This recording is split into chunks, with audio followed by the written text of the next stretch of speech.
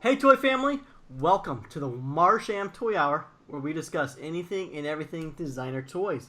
I'm Gary Ham, I'm George Gaspar. and Carlos is not joining us today. It turns out he had a bit of a coughing problem. He's a coughaholic. So our sponsors have decided to pool some money together and help him out, and they sent him off to a nice rehab facility. And we wish him a speedy recovery and hope to have him back next week. It'll be a glorious silence without him. I don't think our listeners, because I edited, I don't think our listeners know how much he generally does cough. Like, I will say I probably on average will edit out between 10 to 20 coughing fits. Because there's some I just can't get around. They're behind someone talking. They're not on a separate audio track. But the ones that are just by themselves are gone. So the listeners probably have no idea he coughs as much as he does. Oh, we know. All right, George, we got a guest joining us tonight. Let's do it. All right, let's do this. Our guest today, he actually needs really no introduction, but we'll go ahead and do it anyways. I was absolutely annihilated by him, 3 months ago when he did a kaNO segment on the show. Our guest has a very distinct style. He kind of has a hip-hop urban flair to it, but it's instantly recognizable as his own. I mean, there's no doubt it's his work.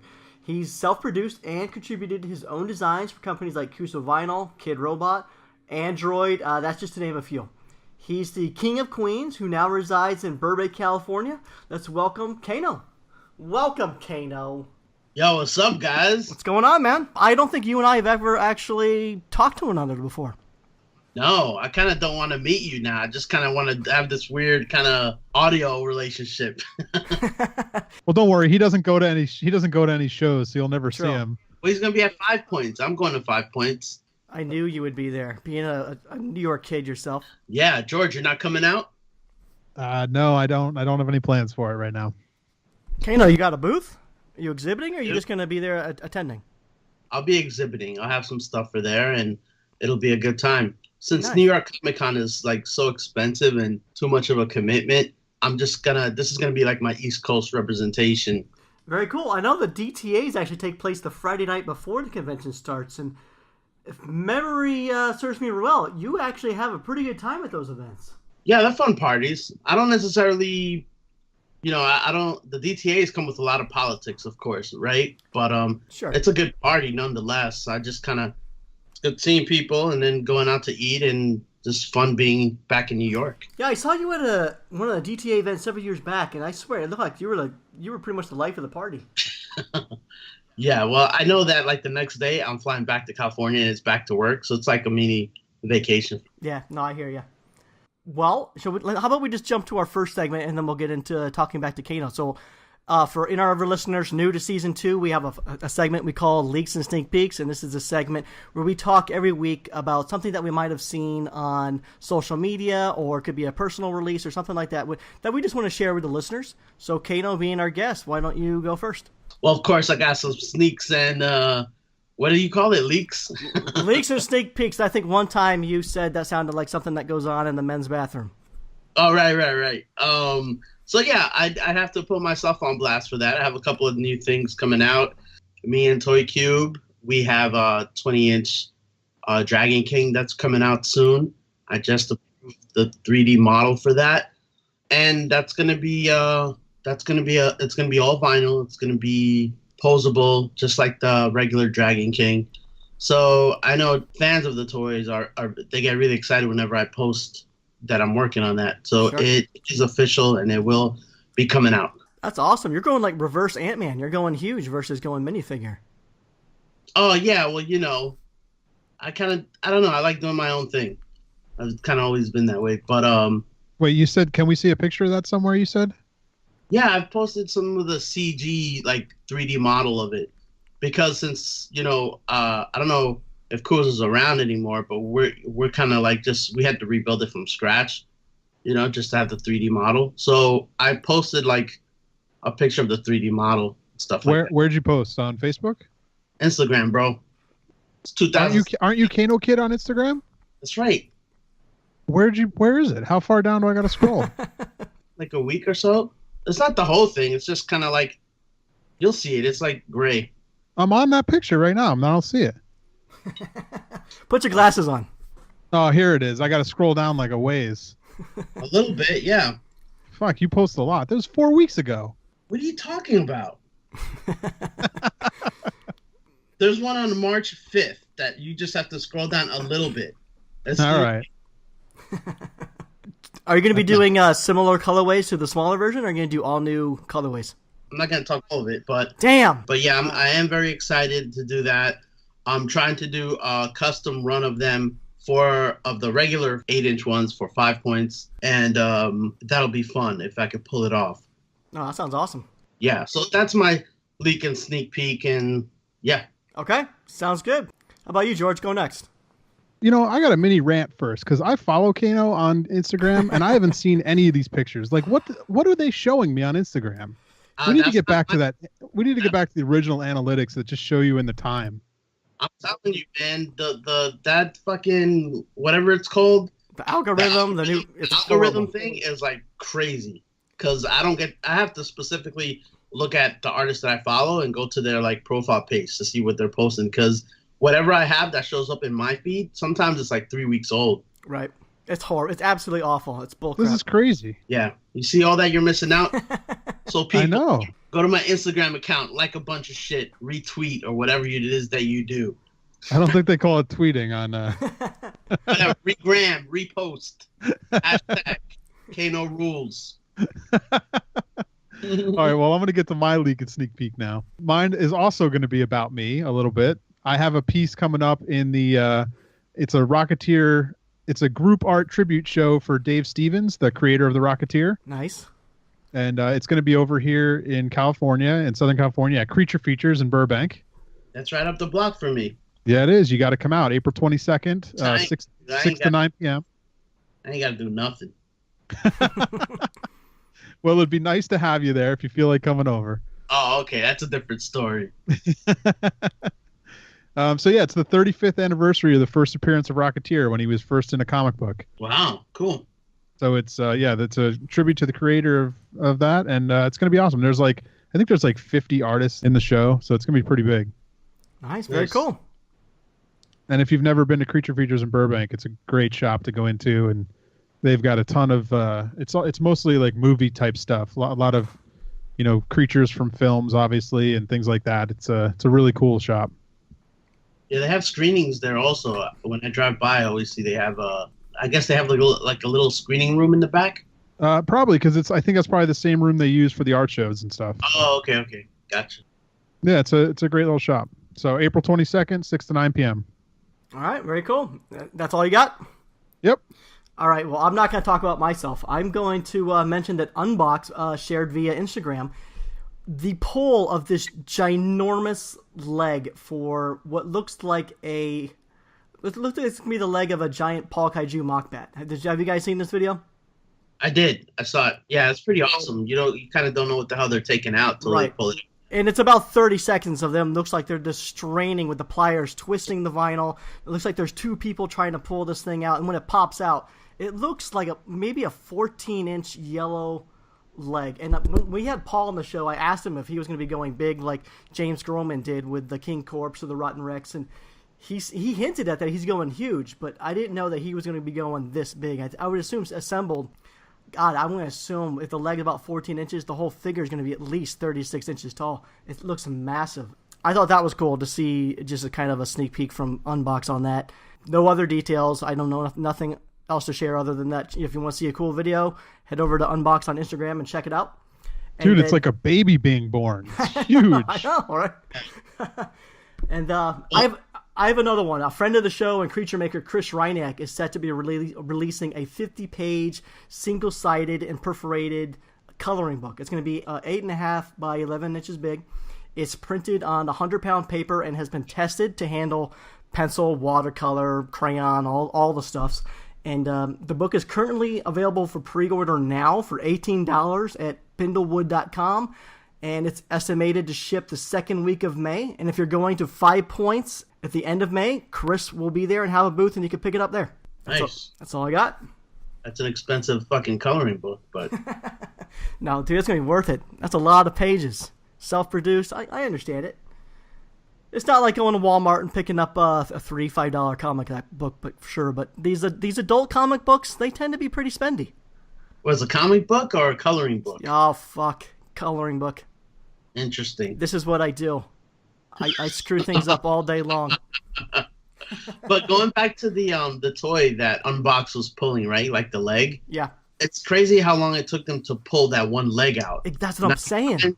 You times that by how many toys they're making and how many like this thing's gonna have 2 arms, 2 legs, I assume. Right. So that's like each pull, you're spending so much time on one figure just to take it out. Dude, it's great. They must. I mean, just the strength that it took to pull that out. Just imagine doing that for 6-8 hour periods a day. You had to be absolutely exhausted pulling these parts. Well, dude, and the steam coming off of it, it's freaking boiling. And that's just the leg. I had to imagine the body's going to be a little bigger than that. I have no idea, but maybe it was a little tougher because the L shape of the foot was so far into the mold. Yeah. Maybe the body and the hand aren't going to be like that. But damn, that looked pretty extensive. Yeah, Cool. What do you think, George? Should we get to know kaNO a little bit? I guess if we got to, yeah, of course. Let's hear it.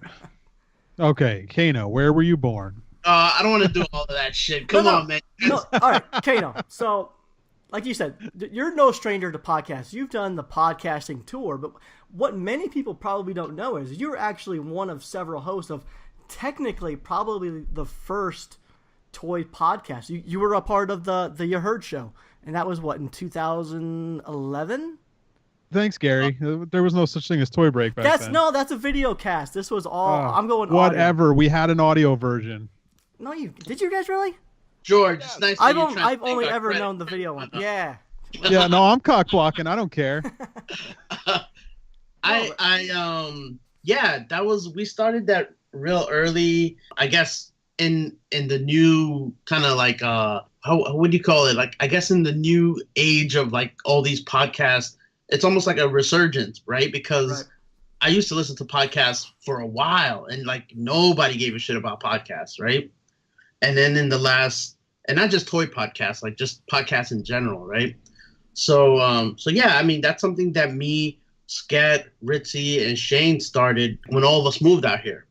And it was just a way of kind of like, we were going to all these shows and we're like, man, let's do an audio version of it for everyone who's not going to these shows, like people who don't live in California. Right. So that's kind of why that was the concept behind it. It was the tagline was supposed to be art from the streets up, right? So it mainly focused on toys because that's where all of us kind of connected at. Sure. And then it would go off into other art stuff. So yeah, that was early. Yeah, I enjoyed it. That was a good show, and you guys had a run of at least 20 episodes, right? Hell no, we did like 6. No way! I was looking at one earlier with Andrew Bell, and it said number 17. Really? Yeah. We might have lied. We might have just put. Well, maybe I only listened to 6. So yeah, I enjoyed that show a lot. So George, to your credit, I used to listen to Toy Break and the You Heard show. But here's one thing I never figured out: is you guys just one day just disappeared. Like, why did it stop? Basically, it was a year where like Scat was having a really busy year in terms of just shows and everything. Like all of us were kind of busy. Ritzy was having a baby. And it was just getting harder and harder for us to meet together. Yeah. Right. And it wasn't the kind of thing where you just have a couple. It was like all 4 of us had to be on the same page. My kids were still small. So I was like, listen, I can't record till after 9. I got to give baths and do all this shit. Right. Yep. So it was one of those things where it just became a couple of us. I don't want to point any fingers. But mainly Scat, I guess. Scat was like. This guy was he was just too busy, man. Things were happening. He was like, I need to take some things off of my list, pretty much. Yeah. And since your Heard show is not really wasn't a priority for any of us. It was just kind of a fun thing. I was like, well, this shouldn't be so hard. If it's becoming stressful, let's just not do it. And that's pretty much what it was. No, I get it. When we started this podcast, there was 2 other guys with us, and they dropped out for similar reasons, and George and Carlos, stepped up, and we know what it's like trying to coordinate, and especially when you have guests, it's not easy. So I totally get why it ended, but that's cool. Now I know. Actually, I have a question about it. Were you guys in the same room when you recorded that? Sometimes we were only like 3 of them. Like the first one, we were in the same room, and then there was like I think 2 other ones. Oh, okay. Because I always thought you guys were just calling in from different places. It never sounded like you were sitting together. That's how it was for the most part. That's Okay. how it became, which I didn't enjoy that too often. It's just more fun just being all in one room. But Yeah. then again, the recording takes forever. You know, like you start talking about other shit. You know, it gets crazy when you're just hanging out. Now, kaNO, I've listened to enough podcasts with you. I know you are a true New Yorker. Even though you currently live in California, you're always going to be a New Yorker in heart, right? Right. When did you move to Cali? I moved in 2010, so it's been 7 years now. Okay, so 7 years. I want to something I never heard on the other interviews, and I want to play a little game here with George. George, let's make a bet right now. Do you think kaNO has a New York driver's license or a California driver's license? Oh, I say he's still got New York. I was going to say that too. Crap. I'll go California then. kaNO, what's the answer? Come on, you already know the answer. It's New York. Shit. Yeah, so have it. Yeah, I figured. My wife thinks I'm an idiot because she's like, because I got pulled over before and had to go to court for like, I got pulled over because I was swerving on the freeway, not because I was drunk, just because I was trying to drink my coffee at the same time. Fucking burned my hand, so I swerved a little bit. And the cop pulled me over right away. So I was like, shit, at the time, I still had the dealer license plates on my car. It was pretty new, but I hadn't gotten to get the license plates for it. So I got written up for that. I got written up for basically I didn't have a California driver's license. I've been living here already for like 5 years at the time. So, and then luckily he was about to write me up for a bunch of other shit, but then like a car sped by, right? So he went to catch that car and he kind of just finished off the ticket. But, you know, he could have written me up for illegal tints on my car. Like I had all this kind of shit that you're not supposed to have. What's the fine for not having a California license? I don't know, because he didn't write it down on the thing. Okay, wow. So I got away with it, even in court. Even when they asked me for my driver's license, I always get by saying like, oh, like, you know, I work in New York and I work in California, but my wife lives here and blah, blah, blah, blah. I get away with it. Well, as long as you don't have too many run-ins with the law, you should be okay. I got to get my California driver's license at some point. You know, it's not, before it was like a personal thing, like hell no, right? But now it's like, you know, I've been here long enough. It's like, I might, just because I might get in real trouble if I get pulled over again. I don't know. The city's growing on you. It's wearing you down. I like California. I'm not gonna front and say that I don't like it. It's just, you know, New York is New York, and that's where I'm from. So Don't worry, you get to keep your license, your old one. They don't take it from you, so you can always put it on your wall and look at it. it's not the same, bro. Remember when you used to be from New York? All right, let's keep going. What else you got? So we mentioned that you did some self-producing. And so back in 2007, you self-produced, the 5.5-inch vinyl money grip figure. Was that your first venture into designer toys? You just go straight into self-production? Yeah, that was my first toy. Wow. I was at the point where I just wanted to see something done. I had been coming out of, I was pitching a lot of shows and all kinds of concepts in the animation industry, and things were getting, you know, just caught up in the development process for too long. And I just kind of felt like I just wanted to put something out that I could control and like just start it from a sketch and then finish it. Just have a product in my hand without any other kind of, you know, committee or anything. Yeah. So that's kind of what I was intrigued by. I put out a comic book like that, and then I put out my toy like that without having any idea. Like, I didn't even know who Dove was, right? I just had like 500 toys show up at my place and be like, okay, I guess I got to go door to door. I didn't even know, you know what I mean? And then I got Dove's phone number from somebody. It was like, nah, dude, get it to this guy. You fucking just give him anything. He fucking sells it. It's crazy. I was like, and this was like 2006, right? Yep. Yeah, around there. So yeah, that's what I did. I talked to Dove, and I kind of didn't know how distribution worked. So I talked to Dove, and we made a deal. He's like, yeah, cool. Let's do this. And then I was like, oh, well, let me just take some of these around New York and shop them around. And I solicited them to like the stores that I knew. And then like a week later, Dove calls me back, and he's like, basically like, dude, what the fuck are you doing? Like, I'm supposed to be, this is my job. You don't have to do this. And I was like, oh, all right. All right. Like, it looks really bad when you're soliciting to a store, then I out the solicitation, and they're like, well, who's who here? So I was like, oh, okay. So that was my first lesson in, like, he's a distributor. You back off. Yep. You let him do his thing. But how nice is that? He stored all your product. He shipped everything for the most part, except for, orders that you received direct. But having a distributor, I had the same process. So I started in 2006, 2007. I think I did the same thing you did. I think I went directly into producing toy. I don't know that I knew Dove at the moment. Yeah. I think I got introduced to him as the stuff was like coming here. So I could have been stuck, trying to move that much product on my own. Having a distributor like DKE is like, God, that was such a godsend at the time. Yeah, because I had previously done the same thing, like I mentioned, with a comic book that I made. So I got those printed here in the U.S., and like 1,000 of those showed up to my apartment. And I was like, all right, well, I separated how many of those comics I had to sell to make my money back, right? Yep. And then I just focused on that amount, right? And then at the same time, like when I was dealing with Money Grip and I had met Dub, I asked him if he did books. At the time, he really didn't do books. Like now, he does a lot of books, right? But back then, it was just like a handful. So I was like, sure, I'll take them. How many do you have? I was like, dude, I got like 1,000 of these things. I was like, so yeah, he helped me sell those books and stuff like that. So nice. And being that you went through the process of self-producing and the stresses involved at a time before there was crowdfunding, just Kickstarter just was not an option in 2006. What are your thoughts on crowdfunding sites like Kickstarter today, helping other producers or independent producers' dreams, come true today? Careful. No, I've kind of gone through my phases of like haterism on Kickstarter. Like in the beginning, my gut reaction to it was that I just rejected it. I didn't like it at all, right? I felt like, oh, it's this, and that, and blah, blah, blah. But now I kind of understand a certain part of it. For example, Linda Panda, right? Nate Mitchell's wife.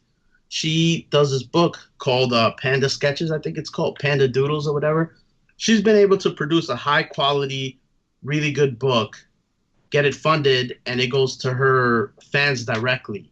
So it's really, like, I see the benefits of it because she's essentially acting like her own distributor, right? Like, these things are getting paid for. The people who fund it are the ones that are going to get their orders. And then whatever you have left after that is what you work at conventions with. So it's way better than me making 1,000 books, paying for it, and then having a distributor selling them little by little to retailers that will hopefully sell it to customers when she's already pre-selling it, Yeah. So when I look at it like that, I'm like, oh, that's where it's at, Nice. I probably still wouldn't do it, just because that's more, for me, it's more of a branding thing.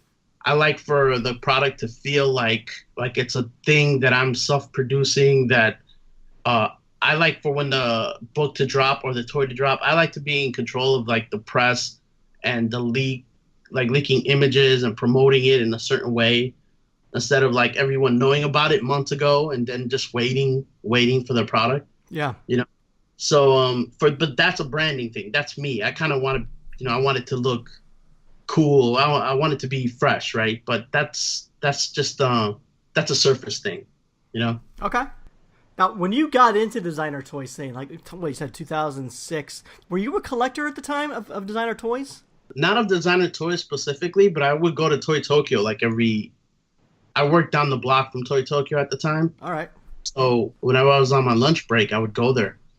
And the things that I was buying at the time were anything that looked like cartoons, right? Like toys that looked like cartoons, right? Yeah. So I would go into like Toy Tokyo, and they had a section that was all designer toys, and I knew graffiti dudes, and I knew that whole scene, but that was always like, they were expensive toys, and if once you break the ceiling on like, okay, I'm gonna spend this much on toys, then it's all fucking, then you go crazy, right? Yep. But before that, your limit is like, dude, $20 is an expensive toy.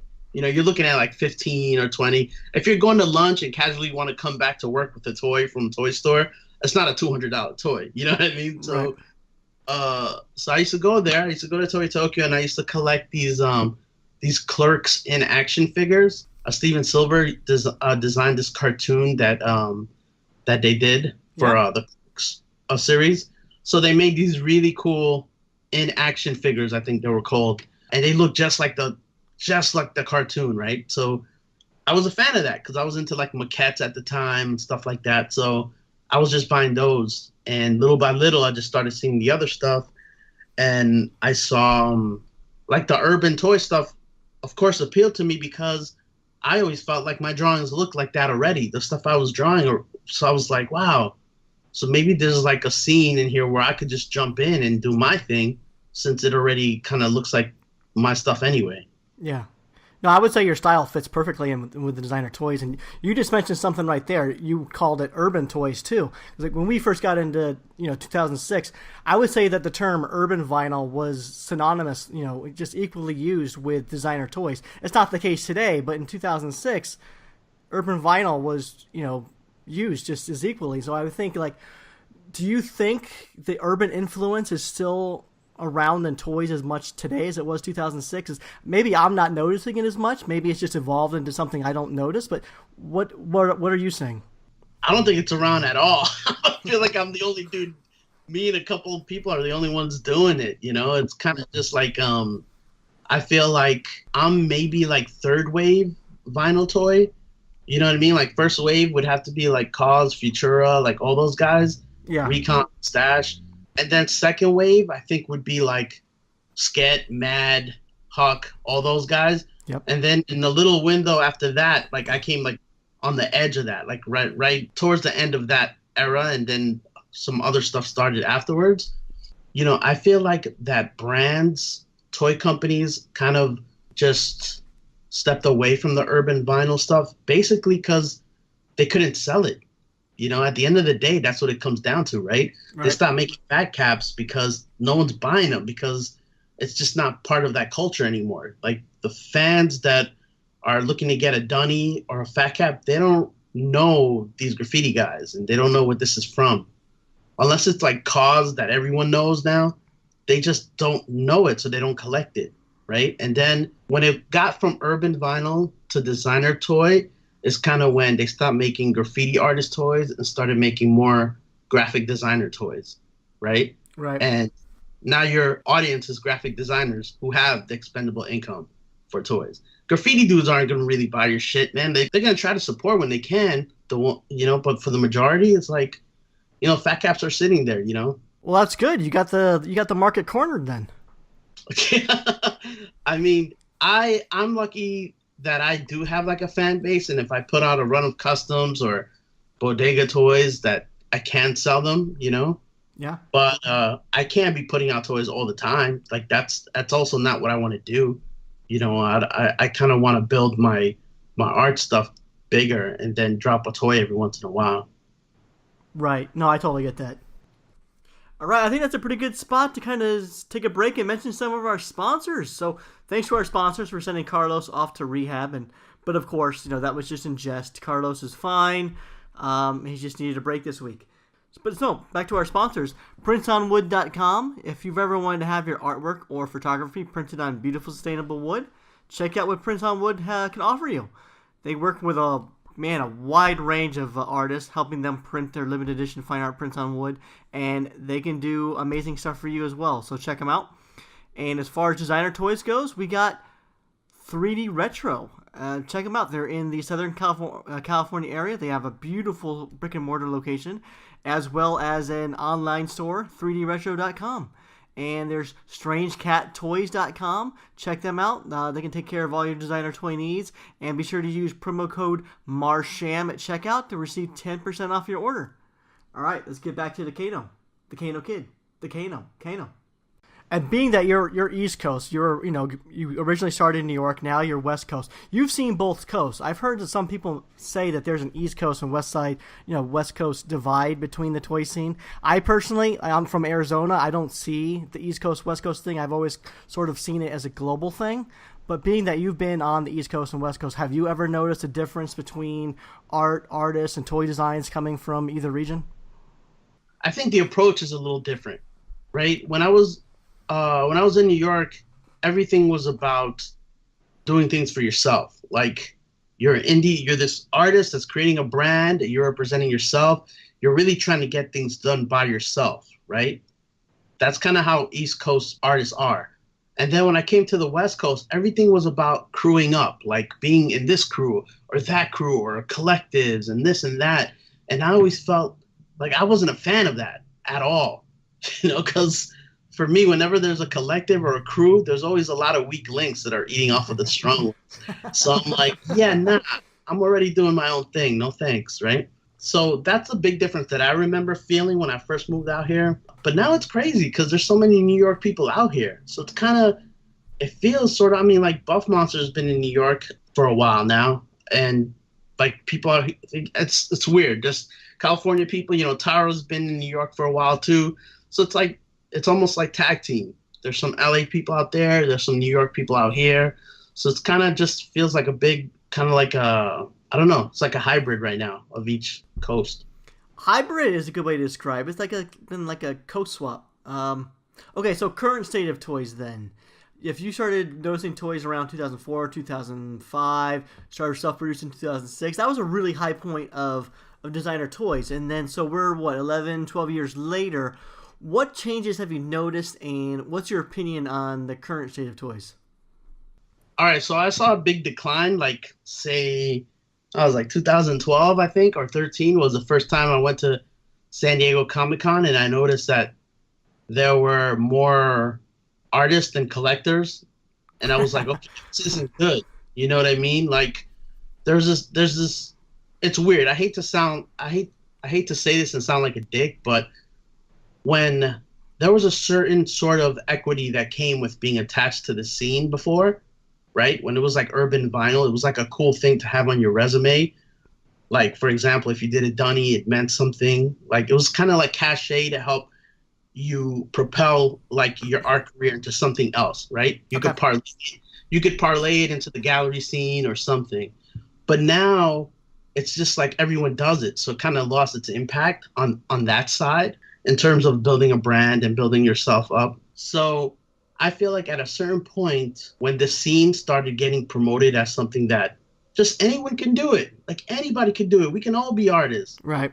There's a saying that's like, when everyone's an artist, then nobody's an artist, right? So I felt like when everybody just started doing it, it started becoming very arts and crafts. And when it becomes arts and crafts, then you can't justify the high, like, retail price that you're giving this quote unquote art toy, right?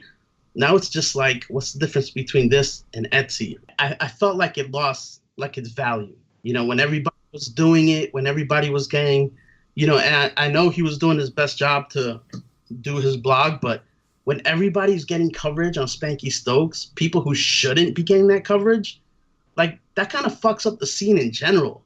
Like, I know you're getting a lot of traffic and this and that on your blog, and I don't want to sound like I'm firing shots. I'm just saying this is my opinion. For me, looking at the scene and looking at the things that I liked in the scene and looking at how it's changed, now I look at it and I'm like, well, if I was to point fingers, this is kind of where it kind of got weak. And then it kind of never picked up again, because the artists who sort of do want to create and build on their own brands are like, all right, this is kind of whack. Let me do other stuff. Yeah. No, I totally hear you. And it got very oversaturated for a while there too. Like everyone, like you said, everyone was doing it. Every weekend there was a custom event somewhere. If you went to a toy blog site, like I know I would visit all the toy blogs on a daily basis, and on some of them, if you can go on at noon and then check back at 7:00 at night, and some of the stuff that was on noon is already on page 2. Like that's how much stuff was coming out at one point, and now it's definitely slowed down to a nice even keel, and it seems like there's a lot more producers. In the beginning it was heavy mass vinyl production, versus today it's a lot more independent resin releases and small micro runs. But again, there's a lot more people now doing their own casting and producing. So I know exactly what you're saying. Yeah, and I don't want, just to clarify, just because it's different doesn't mean it's bad. You know what I mean? Because it became this thing where like anyone can join in, a lot of people did get their opportunities, and a lot of artists that were really good did get to shine, right? So like it's almost like for example, let's use Kid Robot as an example. The original Kid Robot, I was a huge fan of Kid Robot early, right? But I wasn't getting any play from Kid Robot in those years that I was like, oh man, this brand's fly. I want to be down with it. I didn't get any play. That was like when it was straight up the Nicole, Mad, Sket, Huck show, and nobody got in. Like, I could say that now because those are my friends, but back then it was like nobody was getting in. That was on lock, right? So then that whole Kid Robot staff had to get laid off and move to Boulder before I got shined. You know what I mean? Okay, yeah. So that's kind of like an example of what I'm saying. It's like I was a fan of the old stuff, and I wish it was still like that.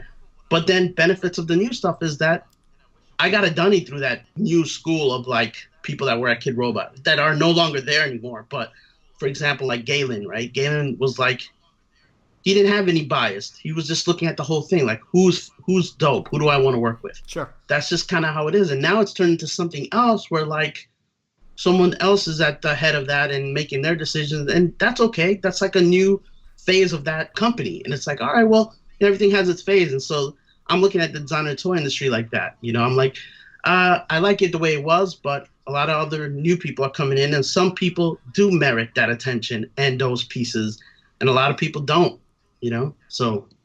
Okay, yeah, I mean, I hear where you're coming from. I've seen a lot of things on the blogs and whatnot where someone, I think it's probably too premature to be going production with something. I still see that their sculpting work or their skill set isn't to the level where you expect them to be. You look at their work and you still see heavy cellulite where they could have done a lot more sanding in their work. Maybe the anatomy or just the overall, the figure stiff or just still very crude. You know, sometimes someone's just in a rush to become a toy designer and get their stuff out there. And so I've definitely seen a lot of that for sure. It's like some people just need to slow down and just refine their craft before they release it to the mass market. Yeah. I mean, I always feel like, you know, I mean, I have the same kind of approach like with the murals, right? I see a lot of people doing murals and all they want to do is go big and go big and go bigger on murals. And I'm like, maybe you should take time out to learn how to draw a hand before you do that. Right. Just draw, like put in the work. Don't just want to be a rock star. Like actually, if you're going to be an artist, be a fucking artist, you know, like take your time to develop your craft. Right. Yeah. Is George still here? Oh yeah, I'm here. What are you doing? Just sitting back listening? I'm just listening. This is knowledge getting dropped. I like it. See? Dropping. George likes the real shit. He likes Actually, my doorbell just rang. I'm going to be back in 1 second. Oh, are you serious? kaNO be freestyling. No, I totally agree with you. Like, it's, you know, it's been fun watching the ebbs and flows and, you know, how the scenes change. You know, a lot of the old guys, you know, you're talking about in the first wave of toys, you know, they're still around. Kaws is apparent, you know, far beyond, you know, what's going on in the toy scene, but you're a big collector of Kaws yourself, and yeah.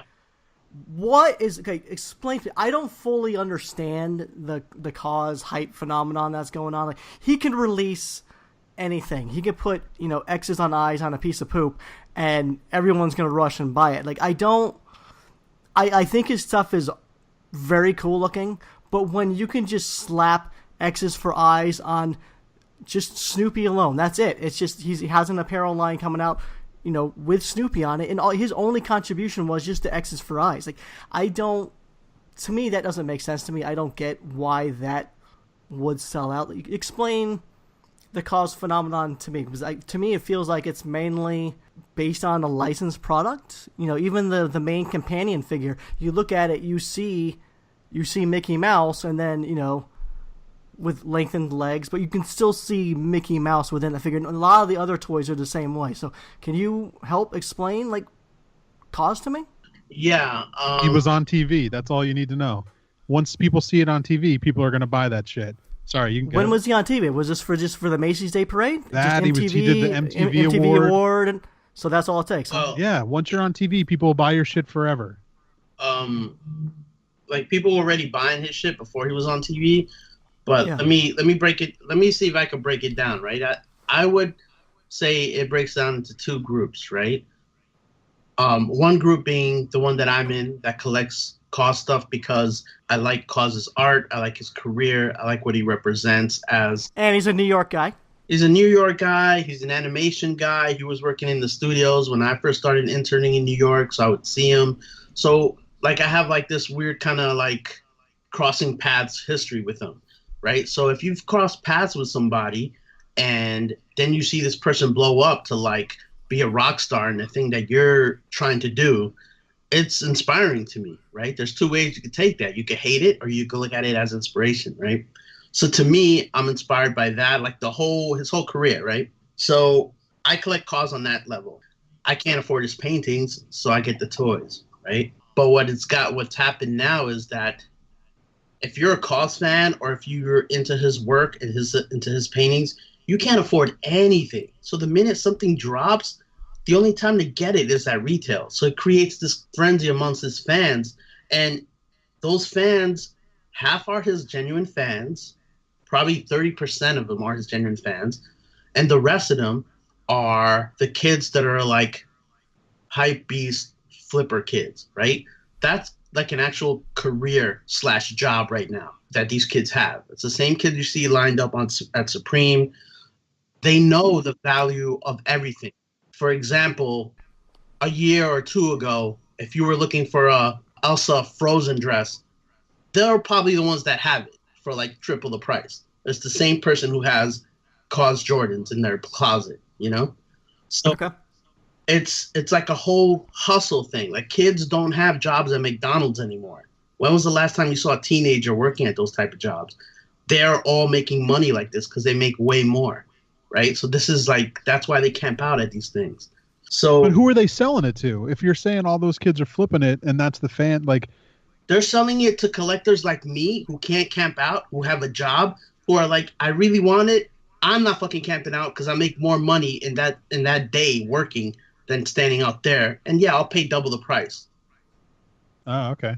You know what I mean? So in a way, it's like the whole Supreme thing, right? That's how that whole thing works. So Kaws came along in a time where he's like a brand that has a lot of secondary market value for these kids. That's kind of, they almost are introduced to art through commerce, not the other way around. You know, it's crazy. That's why, like, when you're like, I don't get it, why are they going crazy over these double X's on Snoopy? It's not really about the double X's on Snoopy. It's about the dollar signs. You know what I mean? And Right. the kids or the collectors, the adults that are into his work, we just gotta like chill and see. You know, I want to call Snoopy shirt, but I can't buy it. I'm not gonna go fucking fight kids online to buy that shirt. You know, if I get it, I get it. If I really want it, if I don't, whatever. You know, but it's like one of those things where it's becoming like his paintings are super expensive. His prints are expensive as his paintings used to be.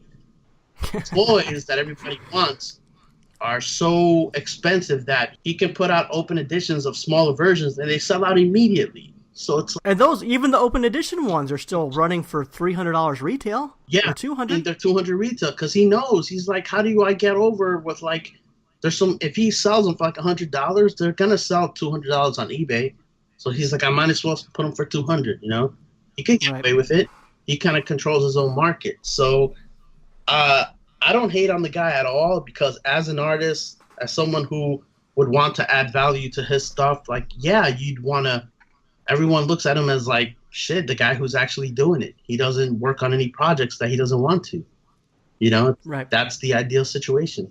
All right, well, here's a question for you then, more about the flipper side. So the flippers are really the only one making it valuable because they're buying it. They're the ones that are selling it out on opening day so that you can't get it. Because if they weren't flipping it, you'd be able to just go get it whenever you wanted.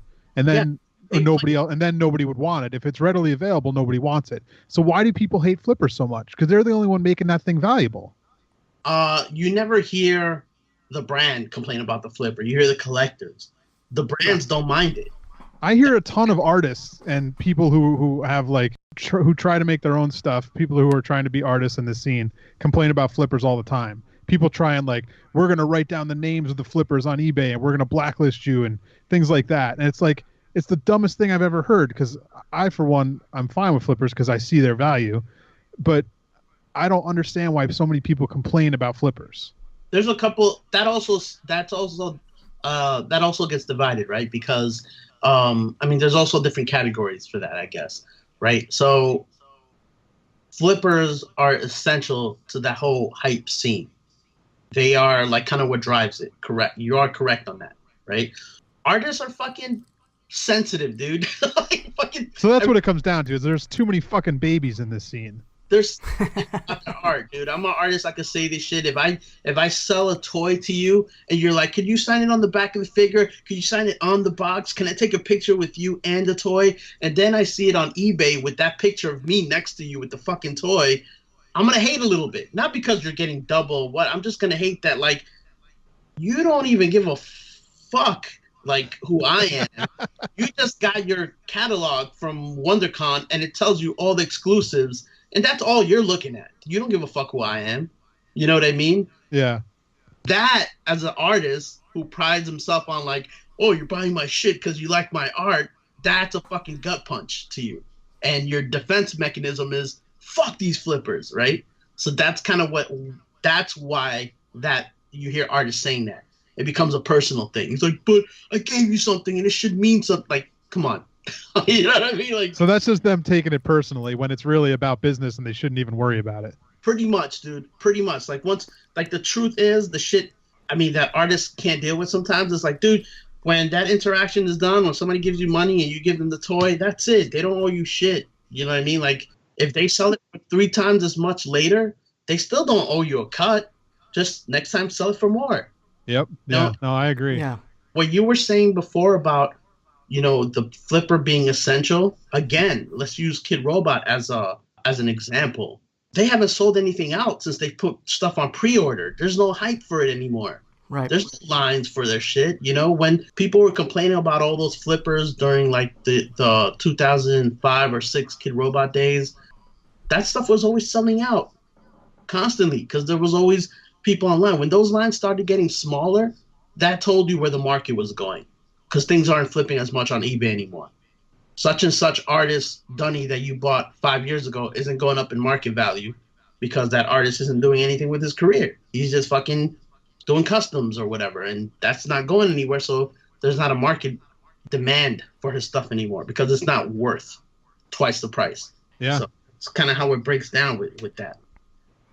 A lot of people don't realize how hype and flipper fuel the designer toy scene really was. You mentioned Kid Robot. I mean, in the early days, like, that company felt like such a lifestyle that everyone wanted to be a part of. What? And to get it done was amazing, and everyone was lining up for Dunny release parties and trade parties, and these things were selling out like crazy. And one of the reasons they were selling out is because there was a back end value to these things. But once things started having overstock, flippers aren't buying anymore. The hype is gone. And that's kind of where we are today. Is like, Kid Robot's going, they're not what they once were. They no longer have that lifestyle necessity that they once had. And it really, going the whole pre-order thing, anyone who wants what they want can get it. So the flippers aren't going to be going and buying stuff on pre-order because why would they? Who are they going to sell it to? Because whoever wanted it could easily get it. Yeah. I mean, like, all of the things that I'm saying are sort of not from, I know how the biz works. It's straight up just from a fan point of view. Just from seeing how it operated, seeing what I liked about it, right? And then seeing how it just became, like, it was like Studio 54 that you couldn't get in, but once they let everyone in, it got corny. And everybody's like, I don't want to go there anymore. Like, you know what I mean? Like, it's kind of what to me, how I see it, as a fan. You see it happen with artist proofs when a designer contributes a design to something like, say, the Designy or the Android. And the artist proof, when I first did my first artist proof with Android series, I released the first one. The artist proof was $20, but then I saw that stuff flipping for $200. I'm like, okay, on my next design, I'm not going to release it for $20 anymore. You bump up the price, and you include something with it to make it worth the value. But at the same time, it's like, I understand what Kaws is doing because it's frustrating to know that, yeah, I could make my stuff set the price to where the everyman could afford it and get it, but at the same time, if it's just going to be flipped and someone else is going to be making 4, 5, 6 times the amount of what the original retail was, I mean, I get what he's doing. Yeah, you have to use it to your advantage. For example, if you have like 20 APs, right, and you customize them and you're like, oh, I have a run of 20 APs, right, you sell 10 of them, right? Those guys turn around and go flip them. You could talk about, I sold out all 20. They flip the 10 and now it has a second market value. The next time you show up to Designer Con, guess what? That's the price you sell it for. You don't sell it for like this price. You use them to help boost that price. You know what I mean? So you pull back some for yourself, and then you release it. That's what I did. Like I had my APs for when I did the high def toy, and I never released APs for high def. But I saw like it took like a year or two before people started wanting to hit me up for that toy, and I was like, dude, that shit came out like 2 years ago. But then whenever I showed up at a convention, I would just bring like 2 of them with me, and I tell them for like $150 each. I'm like, those are my last ones, or you know, those are. I'm kind of like, whether they're my last ones or not, it's still like I'm getting to benefit from that secondary market value now because I helped some of mine. Like, there's no rush to sell those APs. Just see how shit goes, especially if you have a job, right? If you don't have a job, just sell whatever the fuck you need to sell. But if you have a job, then you could kind of just chill back and kind of study and see how things are working, you know, because you know, the thing that a lot of collectors probably don't know about the APs is when a designer generally does something for one of these, you know, platform-based series, for the most part, there's not much financial payment. You're paid in the back end in product. So when we sell the APs, that's actually our payment for the design for the most part. And so if you know if you can make more money on that AP selling it down the line or however you want to do it, you know, that's the value for your design in that series. Whether you want to sell for $20 or $100 or $200, whatever, that's your payment. And I think a lot of collectors think these artists are getting paid like thousands up front for their designs, and that's just absolutely not the case. Yeah, unless you're doing APs of your own toys that you're putting out, then it's all gravy. Right, exactly. George is quiet over there. Sometimes I think George just likes to listen to the show live. Dude, I'm learning. I'm learning from you. I got a question for George. Go for it. Yeah. Okay, so I'm always intimidated by sculpting, right? I know people who do it really good and professionally, like you, friends from New York, like Eric Nacella and Dave Cortez. Then in custom toy making, there's a lot of people who fancy themselves sculptors. Does that irk you as much as it kind of irks me? Because I'm like...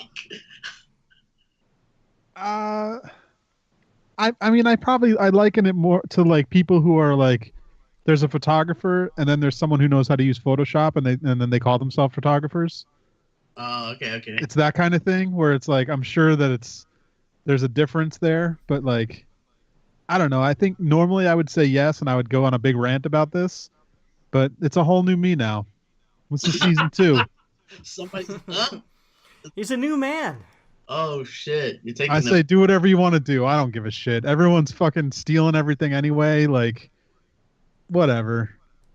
I think the problem with it is when everybody starts to think that those things are good, and that the sculpting is good, and then you're just like, all right, now we've gone too far with it.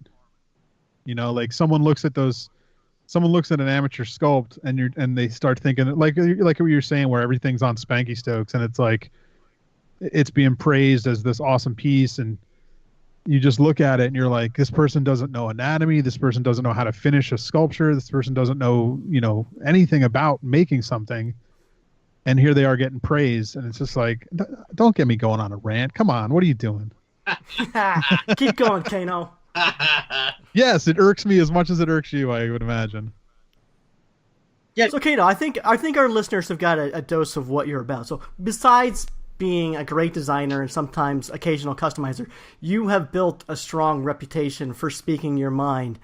And in such, like you mentioned, it's a sensitive scene. So in a small and sometimes fickle and sensitive scene of artists, like, has that ever had any backfire on you? Or have you ever gotten into feuds or anything like that for being open and honest with your opinions?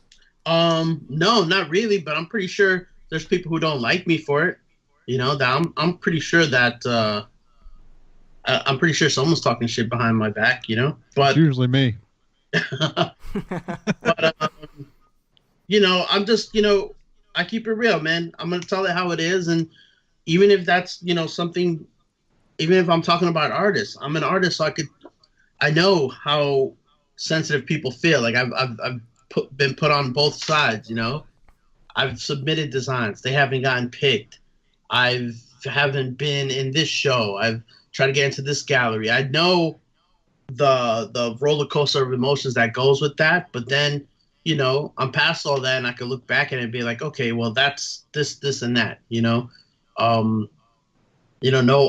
it's like fucking, for example, like every artist wants a show in a certain place, right? They're trying to submit, I want to show here, I want to show there, and it's like, dude, if they're not calling you back and they're not showing your artwork, it's not because they don't like your personal artwork. It's because they understand their clientele and they know that they probably can't sell that to their collectors. That's nothing personal, dude. Like, they know their collectors more than it's not. They're not gonna give you a show just so you could, inflate your ego about it. It's just, it has to make sense at the end of the day. They have to pay rent.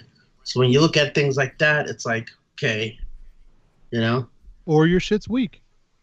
Yeah, sometimes it is. Sometimes you need to work on your stuff. You know what I mean? But that's why I love both of you. Both of you guys are very honest and just sharing your opinion. And I have personally always respected that. I know a lot of people find that irritating. I think secretly everyone really likes it. They just don't want to hear their names ever come up. But yeah, keep doing what you guys are doing. Yeah, they don't want to hear their names come up. But, what I'm saying, everything that I've said is things that everyone knows, but nobody wants. You know what I mean? Like, that Kid Robot regime. You know how that shit was, like, so it's like, come on. And the new shit, how it is now, we all know how that is too. You know what I mean? Like, so. And it doesn't mean like, just if I'm like, there, like I said something about that Boba Fett Toblerone piece a couple weeks ago. That doesn't mean that people aren't going to buy it or that people don't like it. It's just my opinion on it. Like, and who the fuck am I? It doesn't matter what I say about it. Just because I'm on this podcast and I'm saying it in front of more people, it doesn't matter. There's somebody who's the exact opposite of me who probably loves it, and they're just not on your podcast saying they love it. They're on Spanky still blogging about it. I want to point out, George, because you said it on this podcast, no one's really heard what you said. So there's that. What do you mean? Did you cut it out? No, it's still there. I'm just saying that, it's not like we have 20,000 listeners every week. It's there's at least 6. Okay, at least 6. Yeah, I'll give you that. I think that's the thing also with like podcasts and stuff. When people listen to them, usually the people that are doing the podcast, like you guys, maybe a fan will automatically think that, oh, these guys are saying it like they're the voice of the industry or the voice of the scene. You know what I mean? So maybe that's why they read it that way, and that's why maybe you saying that toy sucks carries more weight than you think it does, especially if, like, say you're doing toy reviews or something like that. And that also, I mean, that's a lot of the artists just taking it personal also. Yeah, no, that was something I had to learn on doing Toy Break for 10 years. Like, when we first started, I was able to say whatever I wanted and nobody cared. But as the audience grew and I was still saying that stuff, all of a sudden I was getting a lot more pushback and a lot more people calling me an asshole for saying that same stuff I was saying for 5-6 years at that time. And it was just because we had more people listening and watching. So I had to really start watching, like, people thought that my opinion meant something all of a sudden. And it was a weird thing to learn. Like, cause my opinion doesn't mean anything more than your opinion. It's just, I was in front of people saying it. Yeah. So it was definitely something I had to learn to, like, control and not really go full kaNO, as they say. Well, see, it's funny that you started it on that you ended your thought on that, because I was just thinking that when we used to do the You Heard show, I had a segment called Slow Your Roll, right? Where I would just go off on people. I think we would take turns. We would pass it like a baton between the crew. But for me, I felt like at a certain point, I was playing up for the podcast. Like, I was just getting into it and becoming this person that was just bashing on people, right? But then people started thinking that was really, like, I was always like that. And I'm not. Yeah. So, like, if I'm giving someone, if I all of a sudden want to get kind of a little serious and give someone a critique or talk to them about something, automatically I'm hating on them. And it's like, yeah, that's not what I was really doing, dude. Like, I'm not really hating on you. I'm not just trying to talk, So I was getting in that. There was certain jokes that me, Sket, and Shane and Ritzy used to do during the podcast that was just jokes between us that we say a lot, like when we hang out. But we were just doing it on the podcast just because we were hanging out. But then you would run into people who listen to the show and they'd start cracking those jokes. And I'm like, like, that's not really for you, dude. You can't call me that. Like, I don't know you. You know what I mean? Like, it's weird. Like, it is a different thing that you have to be very cautious of. It happens all the time. It happened to me a few weeks back. I don't remember ever saying anything that sounded like a grumpy old man or hating on everything, but I heard from a few people like, damn, what was your problem that day? Like, why were you so grumpy? I'm like, honestly, I was in a great mood. I don't know. And that's the problem. It's just like art. When people hear us talking on the podcast, there's lots of interpretations. People only pick out the little tiny parts they want to remember. It's like movie reviews and stuff. It's just... They might remember some of the negative stuff, but don't remember all the great things said. Like some people might say that we talk negative, like maybe on Kid Robot a little too much. I'm not into that. I would say you're not listening. We praise Kid Robot, plenty of times, but we're also very honest in what we say. So we're not going to be all praise. We're going to give them some negative stuff when we feel that they haven't, when the product isn't that great. And unfortunately, that's like you said, it's just open for interpretation. Yeah, I think if people harp on the negative more, they like to, because like you were saying, kaNO, it's that personal side where it hurts someone's feelings for a second, and that's what they're going to hear. They're just going to hear that part. So even if you're doing a critique and you're saying something and you're trying to give your opinion to try and help them, get better or make the piece better, they're going to hear the negative and get stuck on that, and they don't hear the positive stuff you're saying, or they don't hear the way you can maybe fix it. Yeah. And they just get stuck on the negative because everyone gets their feelings hurt. Yeah, exactly. And that's sort of like tied into like, opening the floodgates on the scene to people who are just coming in on the arts and crafts side, right? So the thing you learn in art school is how to take blows, right? You learn how to take your hits when you show your work in class or present it at an exhibition. Like there's critique. You get tore up sometimes. And you build a thick skin of that, and you decide whether you're going to take all that info and be productive with it, or if you're just going to shrivel up and like not make art, right? Yeah. So people who don't have that experience, who didn't go through those kind of like boot camp of being an artist and are just coming out and discovering art through the designer vinyl toy scene, when they get their first critique, it's crushing to them. They don't understand it because up to this point, everything's been accepted because it's like, hey, it's all just, keep doing it. It's awesome. We're encouraging each other. It's like, no, you kind of got to get slapped up a bit in this thing to really understand that you got to go back to the drawing board, Yeah, and I don't think there's enough slapping up a bit on this. No, in this scene is no one's slapping anybody in this scene, and that's why you walk around like Designer Con and it's like you just cringe on half the stuff. And that stuff isn't selling. They're going to realize, that their stuff isn't selling out. No, but that's the problem. Is it's selling? Oh, like it's selling because it's got Boba Fett's helmet on it, and there's a skull on his backpack, and it's like, right. So it's like, of course, like I don't know. With that stuff, here's my take on that, right? Like I used to have issues with people doing stuff like that and being like, man, why are you doing that? That's so bad. Just like do something for yourself, and then I realized, well, not everyone has the same goals that I want, right? I want to be able to sell a print for a certain amount of money. I want that to have a secondary value. I want to have like cachet in my brand when I put something out, right? There's people who don't care about that, who just want to put out fun little tchotchke things that can sell for $5 or $10 and just pump a lot of it out and not ever care about building brand equity, right? That's a decision they make. And just because they're not thinking the same way I am doesn't mean that I'm right and they're wrong. It just means that that's not what I'm trying to do. And I should let that be that, and I should do me, right? So that's kind of how I came to peace with it in order for it to not bother me so much. Because it used to really bother me. And I'd be like, what the fuck are they doing, right? So I'm like, why am I stressing out? We don't have the same goals here, obviously, right? So that's how I deal with it. That's a good way to look at it. Yeah, I know a few people that like to do fan art and tribute art, and that's what they enjoy. That's what they're passionate about. That's what they find enjoyment in. They're not trying to break into the museums or gallery scene. Like they enjoy doing tribute art, and they want to sell their stuff to the people who enjoy whatever they're drawing. So I totally get that. I mean, you're right. What happens though when you go to WonderCon like this year? Did you go, kaNO? No. So like I didn't either because I don't want to go to a fan art show, but it was basically, from what I understand, it's basically walking around and just fan art booths everywhere. Like that's what it's become, and we'll see at this Comic-Con. We'll see what happens this year if it's that same kind of thing. But I mean, it's slowly just becoming fan art booths. Yeah, Comic-Con's always kind of been that way though too.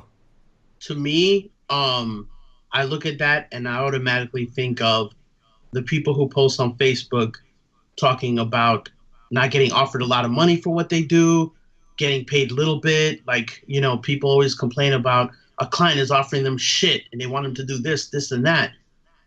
When you put yourself in a place where you're a dime a dozen, why the fuck would anyone pay you more than that? So that's why I don't do Artist Alley. That's why I don't do fan art on that level. Like, if that's all you want to do and that's all you see your work as, why should anyone pay you more than the kid down the aisle that'll do the same shit for $5 cheaper? I don't present myself that way for a reason. You know what I mean? Like, I want to be able to show up to Designer Con with a print that I got based off of a painting that I got photographed based on my own work that I'm selling for like $40, $50. I should be able to do that easily without having to worry about someone next to me selling the same shit for $20 or $15, right? So I try to stay away from things that I know that everyone else is going to do. You know, I used to do the sneaker art thing, and I eased up back on that a lot just because that's not something I necessarily want to be known as, just a sneaker art guy. And there's a ton of them now. So, you know, so I'm just like, that's not what I want people coming to my booth for. So that's not what I don't do too much of it, hardly at all anymore. So that's my whole approach. When I see artists doing stuff like that at WonderCon, I'm just like, I know you feel great and you feel like a rock star because you're selling a bunch of these prints, but the truth is that they're buying it for the intellectual property that's attached to it, not because of you. You know what I mean? And you could say all you want to kid yourself and feel good about it, but that's the truth. Like, and as long as you know that, that's okay. But then don't be complaining about a client not offering you a lot of money when your work looks like everybody else's on DeviantArt. Like, you played yourself. You put yourself in that corner. You know, I like that analogy you just did about if your work is a dime a dozen, why would you get paid more than that? That was awesome. That's kind of what it is, man. You know what I mean? When you think about it, you know, so that's the way I always look at it. 'Cause I'm just like, you know, I see that and I'm like, well, they're only doing damage to themselves. Unless that's what they want to do. If that's what they want to do, then that's cool. If that's all they want to do is just, you know, and for example, people who draw comics wanted to draw Spider-Man or Batman or whatever for a living since they were kids. There's nothing wrong with that. You know what I mean? But just don't turn around and try to be a fine artist and don't bitch about people not getting it at the end. You know what I mean? It's like... Yeah. I mean, you see it all the time at these conventions. I've heard from several artists that they went there with the original intention of selling their original art, right? But as sitting there at conventions, they look left, they look right, and they see all of these other tables just killing it by doing intellectual property art. And so the next year they go, and what do they have? They have a Adventure Time print mixed in with the original art. And then once they start getting a taste of how fan art sells, I mean, I can understand how it's hard for them to go back because booths are expensive and it's hard to regenerate your cost and all that stuff. So I can see how like places like WonderCon and other conventions are now becoming essentially what you call, George, is just a tribute art show.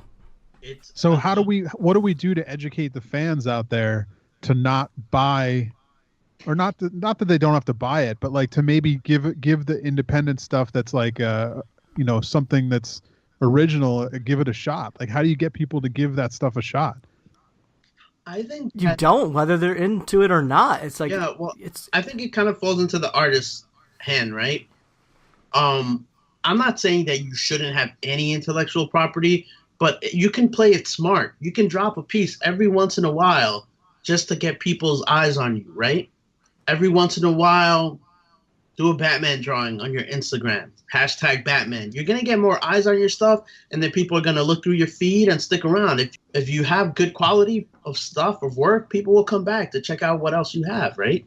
So every once in a while, okay, like the new Jordans are dropping today. Do a Jordan piece just to get some eyes on. Use it as a vehicle, but don't just turn into it. You know what I mean? Don't just like, because then you're losing your own art, and you're just kind of, as much as this thing is supposed to be working for yourself and being independent and like kind of showing your artwork and getting known for it, you're just now, it's almost like making stuff for a client. You're just trying to, impress a certain audience and not working for yourself. You're not creating something for yourself.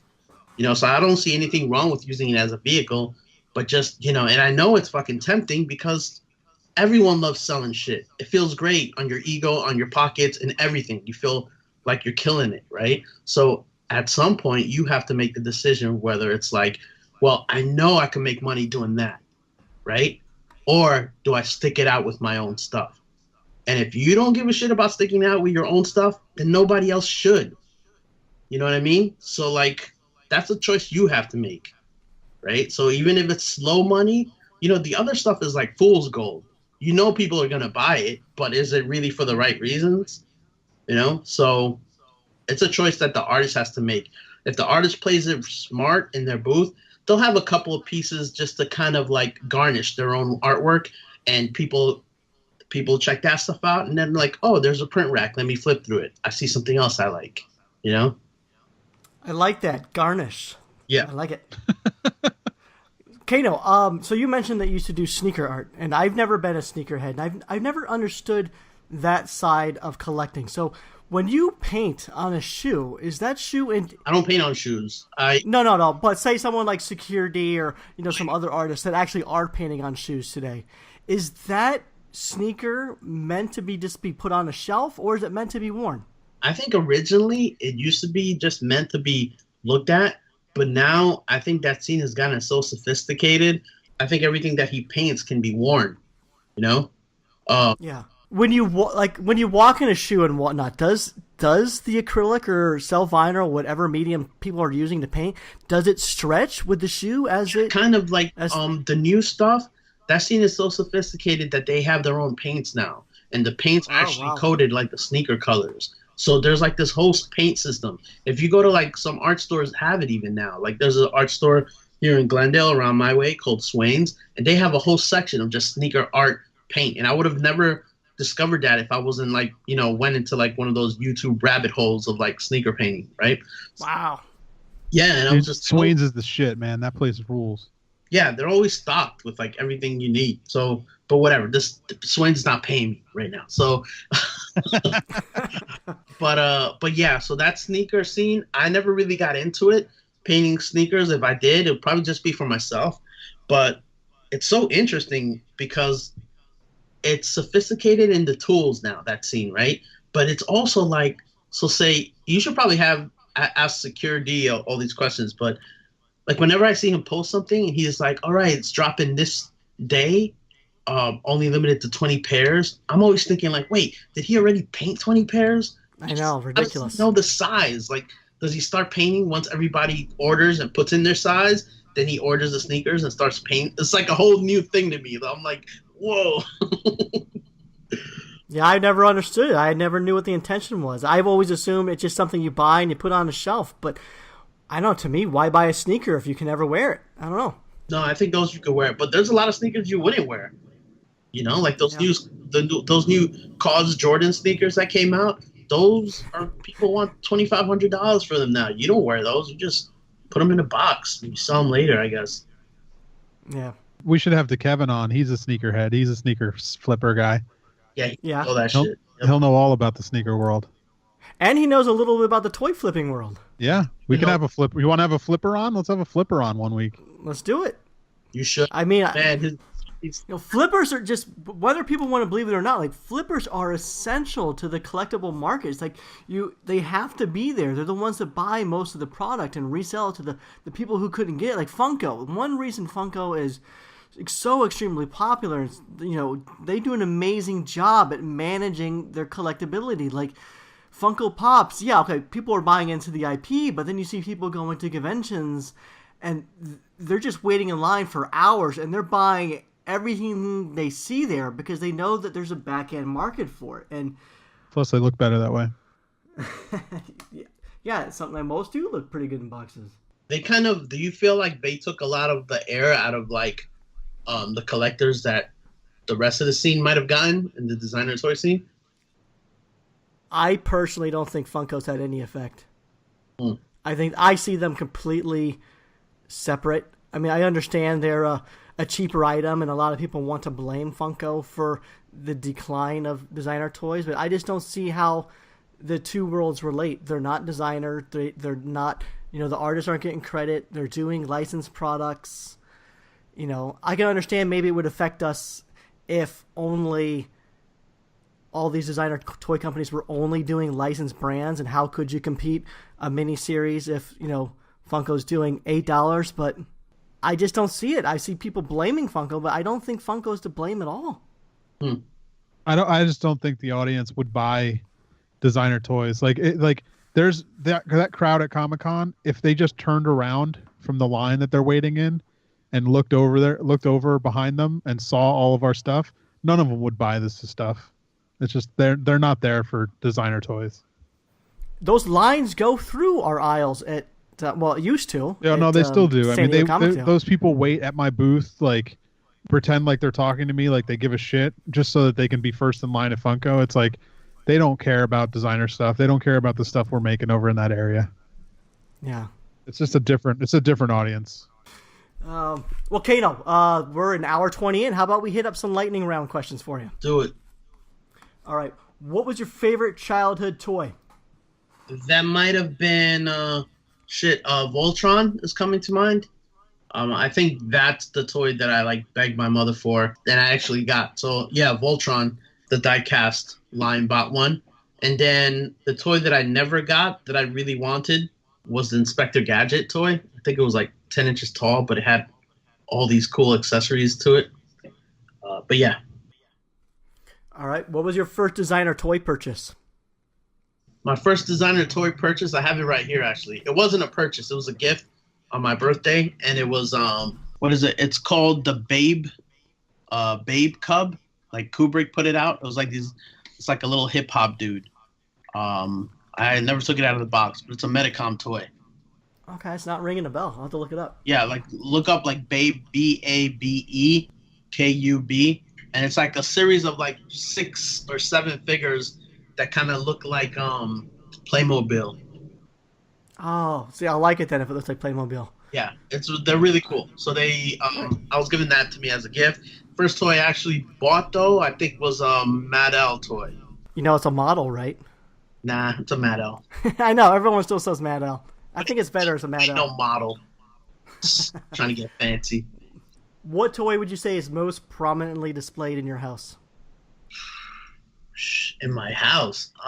Well, in your collection, in your studio, in your house, wherever your collection resides. Displayed, I have the Bathing Ape Beastie Boys set, the dolls. They're 12 figures. Oh, you have that? Yeah, I have. That's awesome. In tin can. I never took them out because they look so cool in the tin can. Oh, I'm jealous. Those displayed in my studio very prominently. Yep. Is there a motorcycle revving up outside your studio? Yep. Okay. What was the toy that made you want to make toys? Was there a specific toy you're like, okay, that's awesome, I want to start making toys? Shit. I would say probably all of Michael Lau's stuff, the Gardner series, just because they say the stuff you like the most is the stuff that you wish you would have made. So when I saw that, it looked like stuff in my sketchbooks already. I was drawing like that. So I was that was definitely it. I guess that whole line of in terms of proportionally and style and everything. I think you just answered the next question. The next question was going to be, what's the toy that you wish you made? It sounds like it was probably the Gardners. Oh, no. The toy I wish I made. Oh, man. I have this. There's a couple of them. But, shoot, I mean, damn, I can't think of right now, but there's a couple of them. But there's so many that I really enjoyed that for example, they put out this Jay Dilla toy, right? I think the artist was Syntex or something. It was really cool. I would have loved to design that toy. I wish I would have made that toy. Okay. I did when I made my Bruce Lee toy. I had a couple of people tell me they wish they made that toy, which that kind of made me feel better, like about not being able to design other stuff. But Yeah. yeah, no, I'm trying to think of. I can't think of anything right now, but it'll come to me. All right. What's your current favorite toy? Oh, um, man, these are tough questions, man. My current favorite toy. I'm looking at a whole bunch of toys right now. I can't figure out what it is that I like right now. I feel like my current favorite toys have always been my favorite toys, though. Like the Kaws chums. I like. Okay. Like I have a couple of those. I have the whole set, but I just have one here, and that toy I really like. I just finally scored a Kid Robot Cheech Wizard that I've been wanting forever, but I guess the price finally came down on it. So, I don't. What? Wait. Say it again. A Cheech Wizard? That's dude, awesome. come on. How do you No, not I know have that, no idea. Gary? I have no idea which one So that is. Cheech Wizard is a character by Von Bodie, right? Von Bodie's an old school comic book artist, right? From back in the days. And the Cheech Wizard toy was actually the first toy Kid Robot ever produced. It's like the first thing they ever did. So I love shit like that. Like I love having the first Kid Robot mascot, the first Tristan Thundermutt. Like I like the first of everything. So I tend to collect old shit like that. Hey, okay. So speaking of, did you guys read that article in the New York Times a while back about the Kid Robot? It's maybe a week or two ago. I didn't read all of it, but it seemed sort of like it was sort of misleading a little bit because the image was like Frank Kozik and Kid Robot product, but then it only talked about them like the first paragraph, and it went on to talk about like pop, like pop vine. Yeah. Like halfway through that article, it definitely switched to focusing on Funko, but it was talking about collectibles and stuff like that. But as I was reading the Kid Robot section, there's some of the stuff was just sort of weirdly worded or seemed out of timing. Like I remember one paragraph made mention about how they were using upcoming names, artists like Tara McPherson and Nathan Jurevicius and Eurevicius. Thanks, George. And then later, you guys were just talking about the first Kid Robot toy, and so I'm going to ask you guys. Like in the article, it mentioned that the street name for Dunny is actually Devil Bunny. Now, I've never heard that term before. Are you guys familiar with the term Devil Bunny for the Dunny? No, I've heard the name Dunny as in a street slang word, Dunny. Like, I mean, from what I remember talking to Tristan, I remember him saying, like, in hip hop and rap music around that time, especially in New York, a lot of things, especially coming out of Queens, actually, a lot of hip hop was using the slang where instead of saying something like Sonny, you would say Dunny, right? Like, what's up, Dun, right? So yeah. that word, as far as I know, Tristan used it for that little character. I mean, it could have double meaning that it's a devil bunny, right? But I always looked at that as Dunny, the street slang, and I looked at money as also the street slang because money is what I use for money grip, right? Money. Yeah, exactly, yeah. Those are two street slangs that I always thought that were part of it, and then Tristan started telling me that that's what it was one time, so maybe they have double meanings, you know? Okay, so yeah, you're sort of unclear on it too. It sounds like you know what you're talking about, but I've never heard Devil Bunny before, and it sounds like you're not really familiar with that either. Yeah, I think before the Dunny and all of that, I think the Scumbo toy was supposed to be their original platform. Like, have you ever seen that toy? Scumbo. God, no, you're dropping some history here. I have no idea. Yeah, Google Tristan Eaton Scumbo, Skumbo. It's like an elephant-looking thing with a gas mask. Yeah, that I was remember awesome. that thing. Oh, yeah, okay, yeah. Yeah, so that came before, actually, I think that came before the Dunny. Like, that originally was supposed to be the Dunny platform. It's a good thing it's not, because that thing was terrible. I mean, I don't think it was terrible, but it's not a platform toy at all. No, yeah, well, that's what I mean. Sorry, yeah. It's terrible. All right, let's get back to lightning round. If you had a Mount Rushmore of artistic influences, who would the 4 be? Oh shit, this is good. Al Hirschfeld's up there. Fucking Charles Schultz is up there. Oh, nice. Yeah, yeah. Shit, I gotta put Walt Disney up there. I was gonna name one of the 9 Old Men, but I mean, fuck, just Walt Disney. And childhood influences. I'll have to let's put Chuck Jones up there. Okay, man, those are all good ones. We have a lot in common, you and I. We should talk more. Psh, New what man is, crush. Yeah, woo! So, what's your white whale toy? Do you have one? Is there a toy that you've been searching for that you just haven't acquired yet? Yeah, I've been pretty good about scoring them lately, but I have a list of white whale toys, and little by little I've been acquiring them. But right now, the only things that I really would like that are missing from my Kaws collection is these the original companions from 1999. I'm missing that set. I pretty much don't get anything else from there, but no, I think that would be it, because I've been backtracking and buying older stuff throughout the years. That's kind of how I collect my stuff. I pretty much just the stuff I collect is the only stuff in remember Jeremyville put that book out. Was it Jeremyville? Forgot the name of it. I have it back in New York. It's an old toy book that came out, like Toys Will Kill or something like that. Oh, okay, yeah. Vinyl Will Kill. Yeah, so that's pretty much the stuff. The stuff that's in that book is all I really care to collect, to be honest. Like, that's the stuff that the fan part of me that hasn't made a toy yet, I still want shit that's in that book. You know what I mean? Yeah. All right, last question. What's your favorite Bruce Lee film? My favorite Bruce Lee film would have to be Enter the Dragon. Somehow I knew that was what it was going to be. I think it's my favorite one because it's the only one that actually uses his voice. Like, the other ones are dubbed, so I never get to hear him speak. That was the first one where I actually was like, oh, wow, that's how he fucking sounds. That's cool. Wow, really? Yeah. Yeah. Well, kaNO, you dropped lots of knowledge this episode. History, knowledge, I like it. So we're up against the time, so thank you for joining us, and hopefully we can have you back again. Maybe some more kaNO segments? I don't know about that. I'm kind of busy, so we'll see. All right. Well, thanks for joining. Why don't you take a moment and let the listeners know where they can find you? Yeah, you could find my work. You could follow me on Instagram.